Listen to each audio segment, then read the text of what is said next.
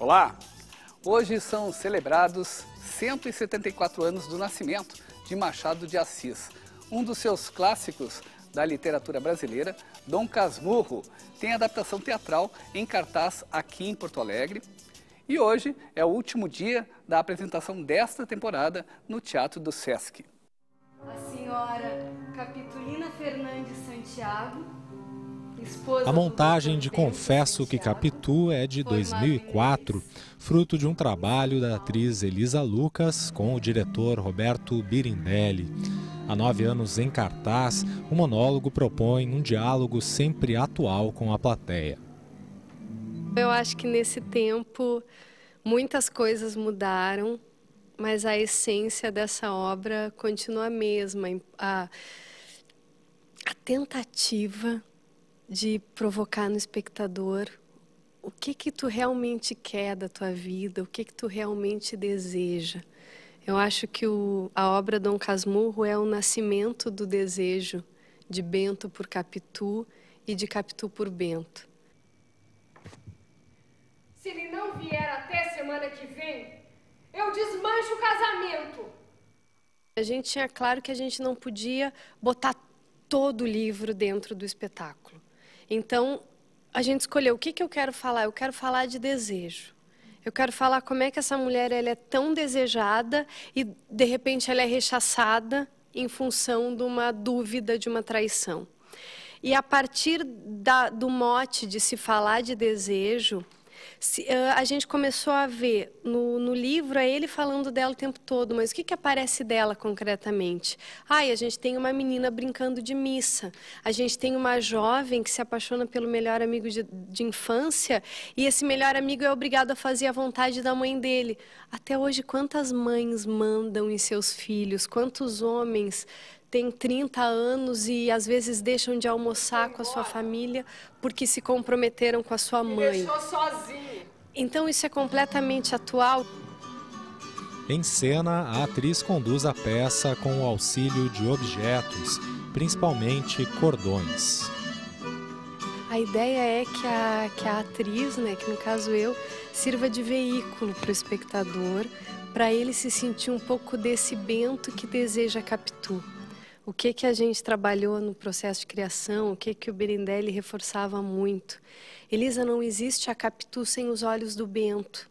Então, não adianta tu chegar no palco e dizer: oi, João Vicente, eu sou a Capitu, me desejo. Não, eu preciso construir esse desejo. Então, essa cena do penteado, por exemplo, é como se eu dissesse: olha, a Capitu, ela penteava o cabelo assim. Pega aqui o pente.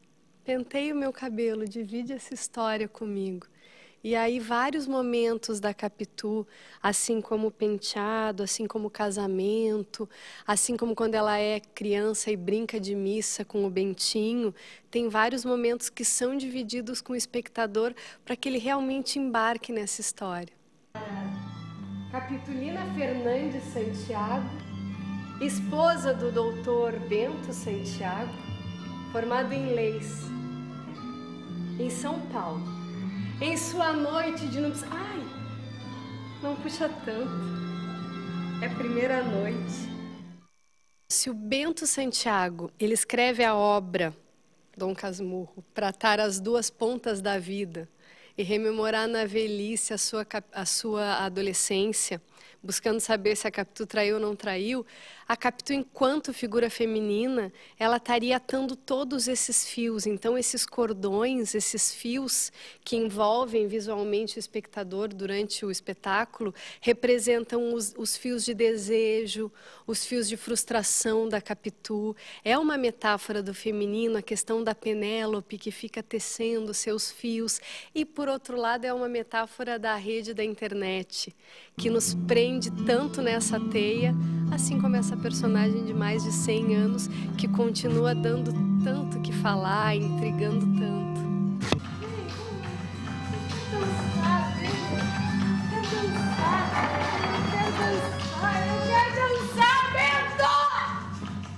A grande questão, há 100 anos, a solidão poderia ser um homem se fechar no seu gabinete e escrever as suas memórias. Hoje a solidão pode ser uma mulher ou um homem trancafiados no seu apartamento buscando desejo na internet. Como é que ele foi fazer uma coisa dessas com ela? E as cartas, o colar, o penteado, e o tempo que ela ficou esperando por ele. Ela estava se arrumando no baile pra ele.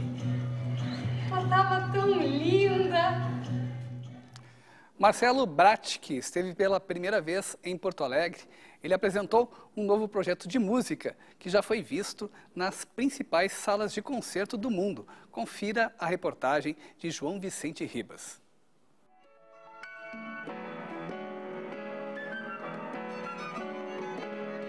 O pianista brasileiro radicado em Londres, Marcelo Brattke, possui formação erudita, mas constantemente colabora com artistas populares e jazzistas. O repertório que mais domina é do compositor Heitor Villa-Lobos, com o qual está partindo para uma turnê global. É um projeto amplo de divulgação da obra de Villa-Lobos no Brasil e no exterior. Ele é formado por várias ações.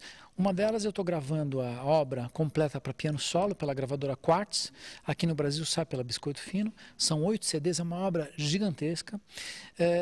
Eu estou fazendo concertos de Villa-Lobos em vários lugares do mundo e pelo Brasil afora também.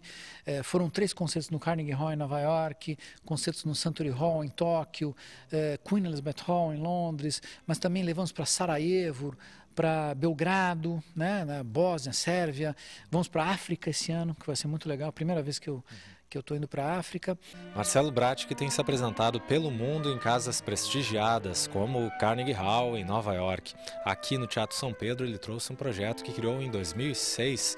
A Camerata Brasil é uma orquestra profissionalizante formada por jovens músicos do Espírito Santo. O projeto deu muito certo, nós fizemos vários temas. O primeiro foi Villa-Lobos, o segundo foi Ernesto Nazaré, o terceiro Tom Jobim e agora o quarto vai ser Dorival Caymmi.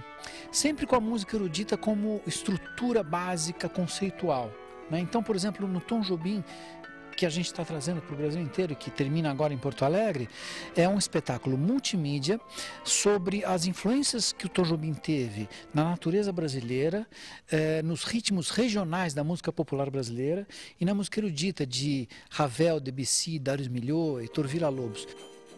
O programa teve clássicos de Tom Jobim ligados à temática da natureza. Durante todo o concerto, a projeção do filme da artista plástica Marianita Luzzati conferiu caráter multimídia ao espetáculo. O Tom Jobim estava preocupado com a natureza muito antes da gente ter essa coletividade preocupada com a natureza como está acontecendo, graças a Deus, hoje, né? Mas Villa-Lobos também foi um compositor que tinha uma preocupação ecológica, digamos assim. Jobim herdou isso de Villa-Lobos, talvez. E é óbvio, né, esse paralelo entre Jobim e a natureza. Inclusive nas orquestrações, eu procurei trazer para as orquestrações sons da natureza também. Você ouve pios de passarinhos das florestas tropicais, o vento do Brasil, a chuva brasileira e assim por diante. A Marianita, ela filmou em várias regiões do país e depois ela montou essa videoarte relacionando cada imagem com as músicas que a gente está tocando. E as orquestrações foram sendo feitas contemporaneamente à formação desse filme. Mas a ideia do concerto multimídia é da Marianita Luzzati e surgiu de um outro projeto, que foi um projeto talvez dos mais especiais da minha carreira, que foi um projeto sobre Villa-Lobos que nós fizemos em 10 penitenciárias do estado de São Paulo. Então era um concerto, um recital de piano de Villa-Lobos, um outro filme que ela fez, foi o primeiro filme que ela fez sobre a natureza, mostrando a natureza de Villa-Lobos. E a gente levou esse espetáculo, como eu falei, para 10 penitenciárias do estado de São Paulo. E foi um projeto incrível, ele virou um documentário que a gente está mostrando fora do Brasil agora.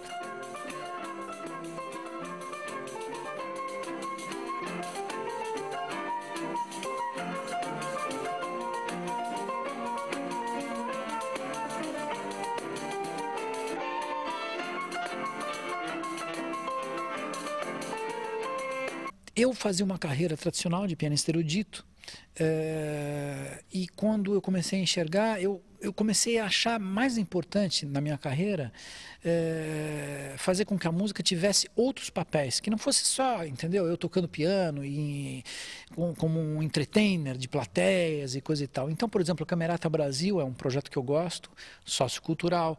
Esse projeto das prisões que chama-se Cinemúsica, que gerou esse concerto multimídia, né? Coisas mais voltadas para uma mensagem da música como agregadora de pessoas que vieram de realidades totalmente diferentes, mas que através da música se juntam e formam uma outra coisa.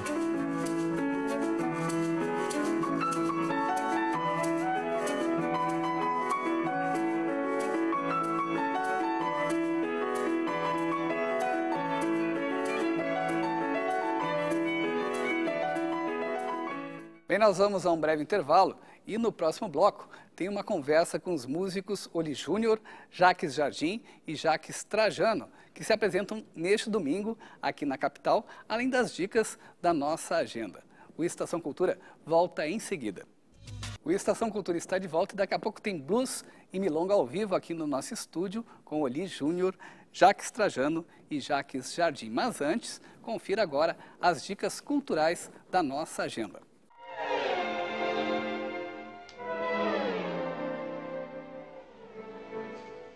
A mostra Jerry Lewis, o Rei da Comédia, segue em exibição na Sala PF Gastal. Hoje, às 3 horas da tarde e domingo às 7 horas da noite, tem sessão do longa O Terror das Mulheres, de 1961. Jerry Lewis trabalha como diretor, ator e roteirista na produção. A trama conta com a história de um rapaz que, após ter sido abandonado por sua namorada, decide renegar relacionamentos românticos. Ironicamente, ele consegue emprego em uma pensão para mulheres.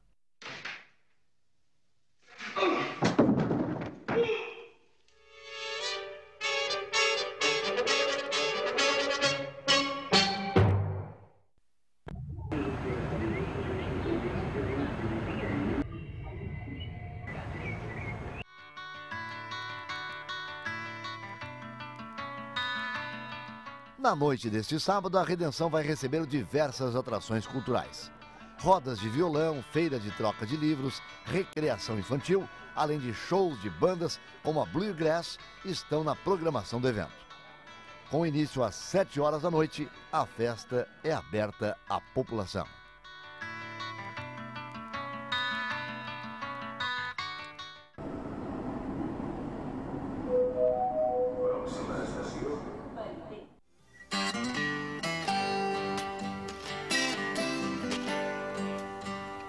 Considerado um dos maiores violeiros do Brasil, Almir Sater vem a Porto Alegre no dia 26 de junho. Misturando música folclórica, erudita e popular, o artista sobe ao palco do Salão de Atos da URGS às 8h30 da noite. O preço do ingresso varia de R$ 90 a R$ 250.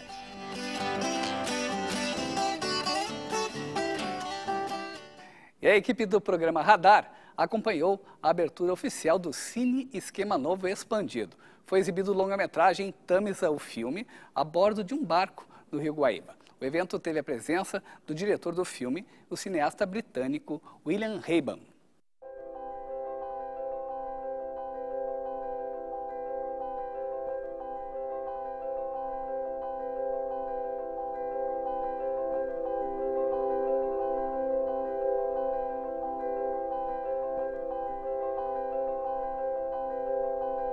I like to make films in the street about Eu gosto de fazer ordinary filmes na places. rua, sobre I don't lugares like the comuns. idea of making Eu não gosto films da in ideia de fazer studio. filmes em estúdios, não and I gosto don't da like ideia the de idea construir of setting cenários up com atores, scenarios, esse tipo de coisa. with Neste actors, that aspecto, kind of meu thing. trabalho se aproxima I muito think com o documentário. That aspect in my work is very close to making documentary. O cinema expandido tem a característica de usar espaços não convencionais para exibição de filmes, assim como outras manifestações artísticas podem fazer parte da composição de uma projeção. I really hope that the audience can be active. Eu realmente espero que o público possa ser ativo quando assiste meus filmes. Não gosto da ideia de um espectador passivo, como ocorre com os filmes convencionais. Eu não quero necessariamente entreter meu público, quero engajá-lo. Essa é a diferença. Como segurar o interesse do espectador e fazer com que ele se engaje e busque significado no trabalho. Isso, para mim, é a coisa mais importante. Como foi essa experiência de assistir o filme Thames sob as águas do Guaíba? Essa experiência que nós tivemos no barco é uma experiência paralela, ao mesmo tempo que nós estávamos assistindo o filme que conta, né, essa história de uma maneira muito especial. Eu fiquei junto com outras pessoas olhando para o Guaíba e para a paisagem ao entorno de Porto Alegre, a paisagem das ilhas, e pensando o que tem aqui, quem sabe contar, como que pode ser contado. Foi bárbaro, bem legal. Foi incrível essa sincronicidade entre as imagens na tela e o que a gente via no nosso Rio, assim, né? A arquitetura, a relação da cidade com o Rio. Em vários momentos, assim, parecia que a gente estava em Londres, parecia que Londres era Porto Alegre. Comecei vendo o filme lá embaixo, eu disse, não, eu vou subir, porque lá em cima deve ser muito mais impressionante, porque aí a gente está com as coisas muito misturadas. As pessoas que estão aqui hoje foram muito privilegiadas, assim, acho que elas participaram de uma experiência rara de cinema, de arte, estética. Realmente acho que foi uma noite para ficar na história da vida cultural da cidade. Guardando as devidas proporções entre Porto Alegre e Londres, claro, mas o ponto de vista que a gente teve de dentro do Rio para uma cidade iluminada à noite e que se espelhava no filme dele, eu acho que esse diálogo rolou bacana. Tem um cara desse vindo pra cá, assim, que tem uma história na videoarte ou no cinema expandido inglês, aí eu acho que é muito importante para esse esquema novo, para essa nova fase do festival, que vai continuar na sala de cinema, mas é abrir as portas da sala para outros espaços, né? I must tell you a confession. I didn't think this was going to work. Eu devo confessar que eu não acreditei que isso iria funcionar. Eu nunca tinha apresentado meu filme dessa maneira, num barco, num rio, e eu fiquei impressionado. Para mim, isso é cinema expandido de verdade. Isso transformou a experiência fílmica numa performance ao vivo. Eles organizaram o percurso do barco com a mesma duração do filme. Então a jornada real e a jornada do filme aconteceram ao mesmo tempo. Eu achei isso muito inteligente e estou muito feliz. So I'm very happy.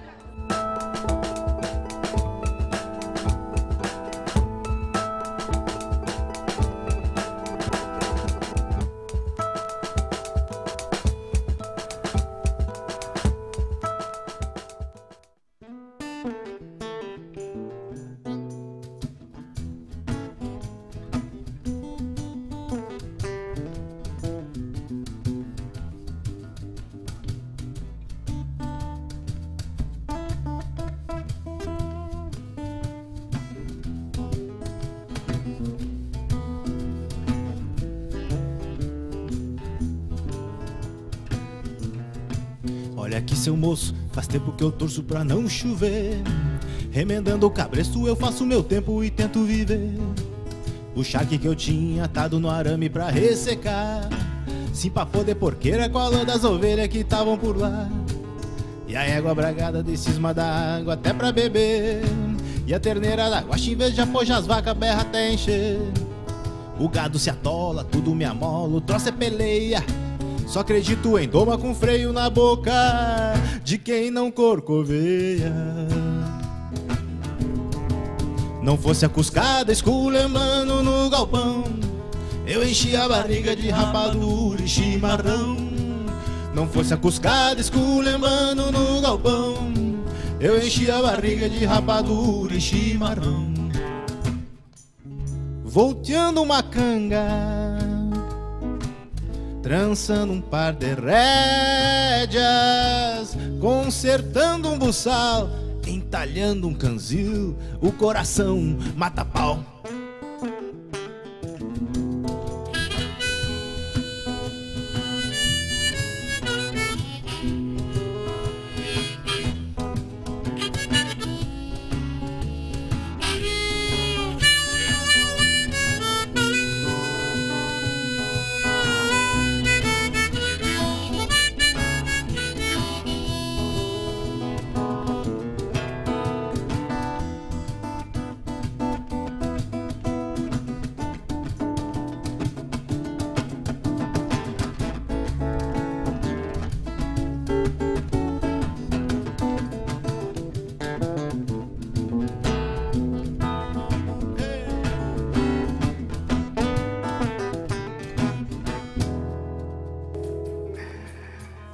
Também estão aqui mandando lenha na Estação Cultura os músicos Oli Júnior, Jacques Jardim e também Jacques Trajano.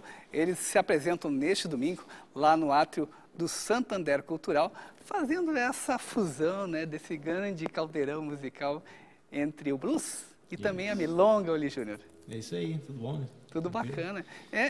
Dá um gosto diferente, assim, ouvir um blues com uma sotaque, letra, né, como essa que você colocou, né? A gente fez essa música Mandando Lenha, é de um grande compositor, o Mauro Moraes, um grande poeta nativista, que, na verdade, a gente fez o processo inverso para esse disco. O último que a gente lançou é o Milonga em Blue. A gente lançou em 2009 o Milonga Blues, com composições próprias. Então a gente fez mais ou menos assim uma harmonia, uma cama de milonga, usando o slide blues, algumas coisas, alguns contextos de blues e tal. E nessa Mandando Lenha a gente fez um processo contrário. A gente pegou uma letra com um peso carregado com aquela cultura regional interiorana e fez um blues. Na verdade, eu conheci a música através ela é um chamamé de um disco do mesmo nome chamado Mandando Lenha, que teve a interpretação, que o Bebeto Alves interpretava as músicas do Mauro Moraes. Ah, que bacana. E no domingo lá, como é que vai ser esse show? Domingo é basicamente uma soma de algumas canções do disco Milonga Blues e do disco Milonga em Blue. Milonga Blues é um disco que a gente lançou em 2009, Milonga em Blue a gente lançou em 2012. Então, a gente faz uma mescla dessas algumas músicas desses dois discos, algumas releituras que a gente costuma fazer nos shows, né?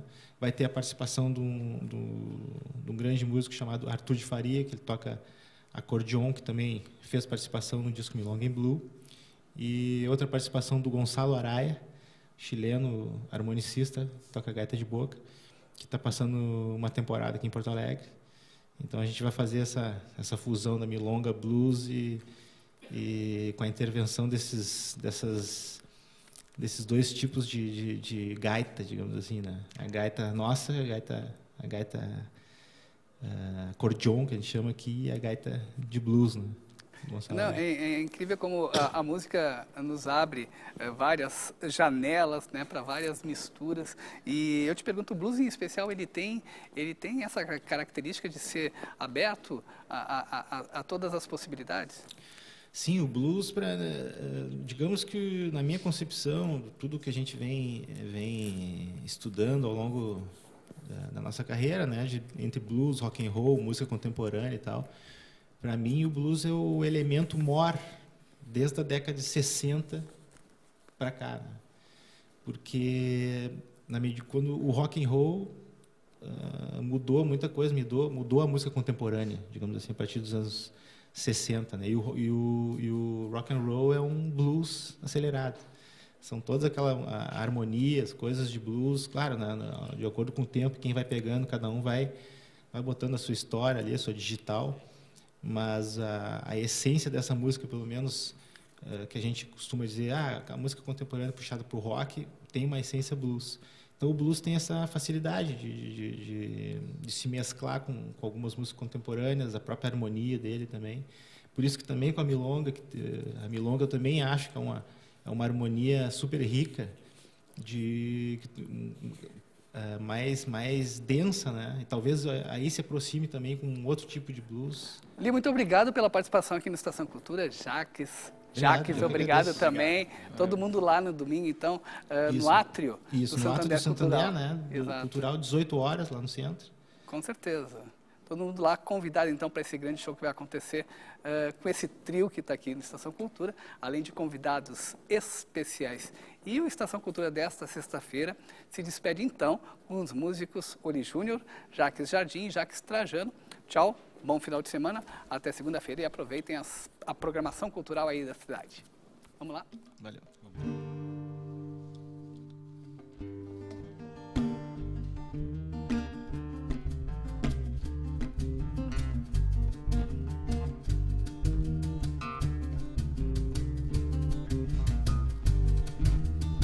O guitarreiro pega o violão, se ajeita no fundo do galpão, E a pionada grita como é que é, puxa um chamamé.